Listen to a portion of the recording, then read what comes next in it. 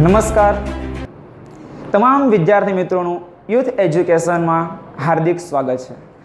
અહીંયા આપણે ધોરણ 10 વિજ્ઞાન અને ટેકનોલોજી એનસીઆરટી આધારિત અભ્યાસક્રમની વાત કરીએ છીએ। પ્રકરણ નંબર 1 રાસાયણિક પ્રક્રિયાઓ અને સમીકરણો।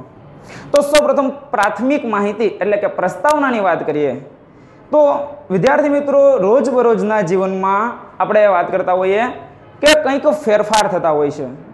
એ ફેરફાર આપણે નિહાળી શકીએ છીએ। રોજિંદા જીવનમાં થતા હોય તો આ ફેરફારો ધોરણ 9માં અભ્યાસ કરી ગયા મુજબ એ ભૌતિક પણ હોઈ શકે અને રાસાયણિક પણ હોઈ શકે। તો ભૌતિક અને રાસાયણિક ફેરફારોની આપણે સમજ લીધી છે। તો આ ફેરફાર જેવા કે ઉનાળા દરમિયાન આપણે જે દૂધ ખુલ્લું રાખી મૂકીએ છીએ એમાં કંઈક ફેરફાર થાય છે, એટલે કે આપણે દૂધ બગડવાની પ્રક્રિયા કહીએ। સામાન્ય છે, તાપમાન વધવાનું છે તો પ્રક્રિયા થવાની છે। તેમજ આપણે કોઈ લોખંડની વસ્તુને ભેજવાળા વાતાવરણમાં રાખી મૂકીએ છીએ તો એમાં પણ કંઈક પ્રક્રિયા થાય, એટલે કે આપણે કહીએ છીએ લોખંડને કાટ લાગે છે। જેમ કે કોઈ ખીલી હોય, લોખંડની જાળી છે, તેમજ કોઈ તપેલી છે એને કાટ લાગતો હોય છે। તેમજ દ્રાક્ષનું આથવણ થવું, તેમજ આપણા શરીરમાં જે પાચનની ક્રિયા થાય, પાચનની ક્રિયા એટલે કે જે ખોરાક ખાઈએ છીએ એનું કોષો દ્વારા શોષી શકાય એટલા સૂક્ષ્મ ઘટકોમાં રૂપાંતર થાય, તેમજ શ્વાસોશ્વાસની પ્રક્રિયા થાય।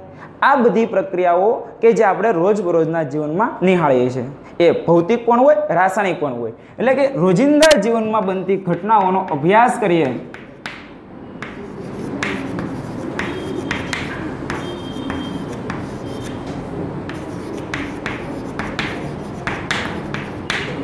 કે જેમાં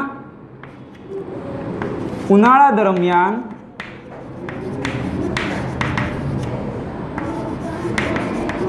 ખુલ્લા મૂકેલા દૂધમાં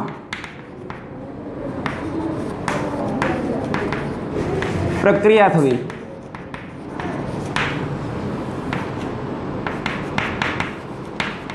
લોખંડની ખીલી, તપેલા છે, જાળી છે, તેને ભેજવાળા વાતાવરણમાં મૂકી રાખતા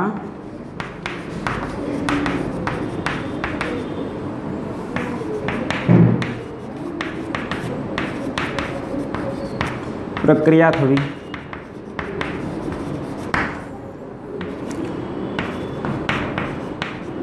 દ્રાક્ષમાં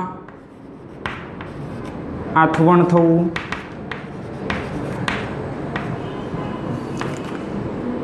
શરીરમાં ખોરાકનું પાચન થવું,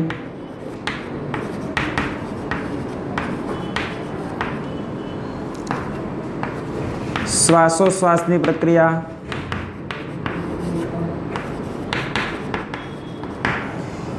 વિદ્યાર્થી મિત્રો આ દરેક પ્રક્રિયાઓ છે કે જે રોજબરોજની ઘટનાઓમાં થતી હોય છે।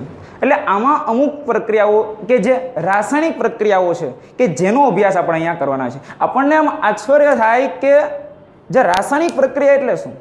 ભૌતિક ફેરફાર એટલે એને કોઈ અવસ્થામાં ફેરફાર થવો, અને રાસાયણિક ફેરફાર એટલે કોઈ તત્વ એટલે અને સંયોજન એનું જોડાવું અથવા છૂટવું।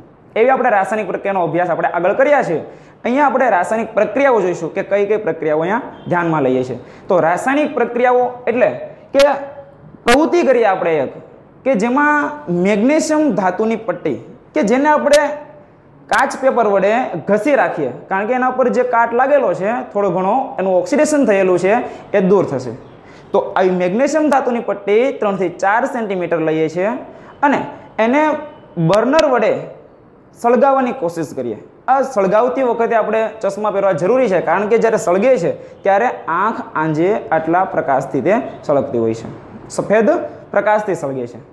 તો જ્યારે મેગ્નેશિયમની પટ્ટીને સળગાવીએ ત્યારે એમાંથી જે રાખ ઉત્પન્ન થાય છે એ એક રાસાયણિક પ્રક્રિયાનું ઉદાહરણ છે કે જ્યારે આપણે મેગ્નેશિયમની પટ્ટી સળગાવતા હોઈએ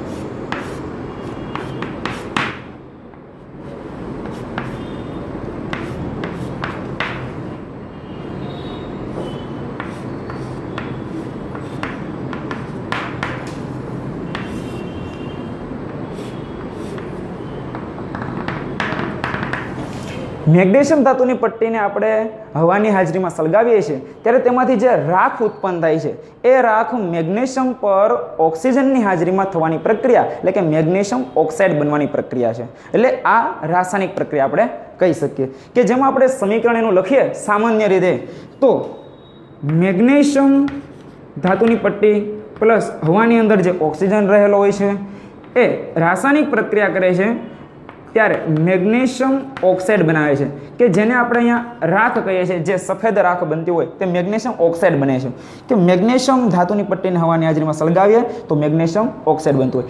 એવી જ બીજી પ્રક્રિયાની આપણે વાત કરીએ છીએ ત્યારે આપણે લેડ નાઇટ્રેટ PbNO3 ટ્વાઇસ એટલે કે લેડ નાઇટ્રેટનું દ્રાવણ જ્યારે પોટેશિયમ આયોડાઇડના દ્રાવણમાં નાખીએ છીએ ત્યારે પોટેશિયમ નાઇટ્રેટ અને લેડ આયોડાઇડ એ બનતું હોય છે. Lead iodide plus potassium nitrate.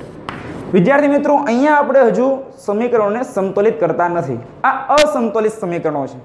આગળના વિડીયોમાં આપણે કે સમીકરણોને સમતોલિત કઈ રીતે કરીએ છીએ એની વાત કરીશું. તો અહીંયા લેડ નાઇટ્રેટ અને પોટેશિયમ આયોડાઇડ, અહીંયા રંગની વાત થાય છે. પોટેશિયમ આયોડાઇડનો જે રંગ છે એ થોડોક ઘેરો કથ્થાઈ રંગ, ઓરેન્જ પ્રકારનો રંગ છે. અને જ્યારે લેડ આયોડાઇડ બને છે એનો રંગ પણ પરિવર્તન થશે. તેમજ અહીંયા બંને દ્રાવણો છે. દ્રાવણ એટલે જલીય દ્રાવણ, પાણીમાં બનાવેલા દ્રાવણો હોય કે બંને દ્રાવણો છે એટલે જલીય છે, એકવીય સ્વરૂપે લખીએ છીએ. જ્યારે પોટેશિયમ નાઇટ્રેટ છે એ સોલિડ એટલે કે અવક્ષેપ બને છે. એટલે અહીંયા આપણે તેની અવસ્થા પણ દર્શાવવી જરૂરી હોય કે એકવીયસ આ પણ જલીય દ્રાવણ છે, જ્યારે આ એના સોલ્ટ એટલે કે તેના અવક્ષેપ બનશે. એટલે અવક્ષેપણની પ્રક્રિયા થાય છે, અવસ્થામાં પણ ફેરફાર થયો અને અહીંયા રાસાયણિક પ્રક્રિયા પણ થાય છે. એવી જ બીજી પ્રક્રિયાની આપણે વાત કરીએ તો એક કોનિકલ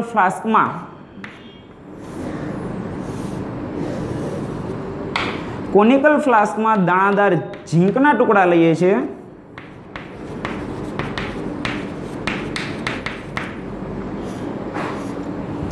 તેની અંદર હાઇડ્રોક્લોરિક એસિડ અથવા તો સલ્ફ્યુરિક એસિડ ઉમેરીએ છીએ.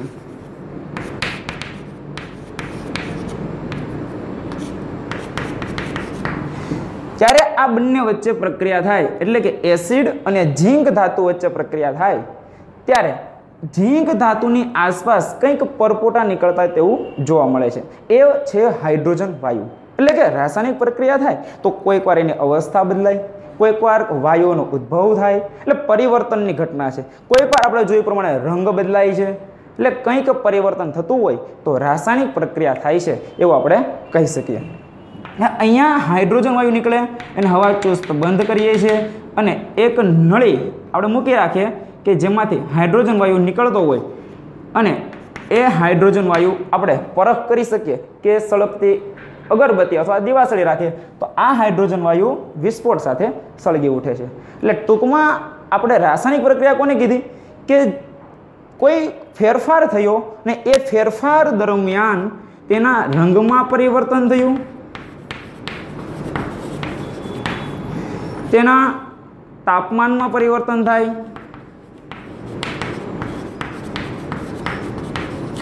તેની અવસ્થા બદલાય,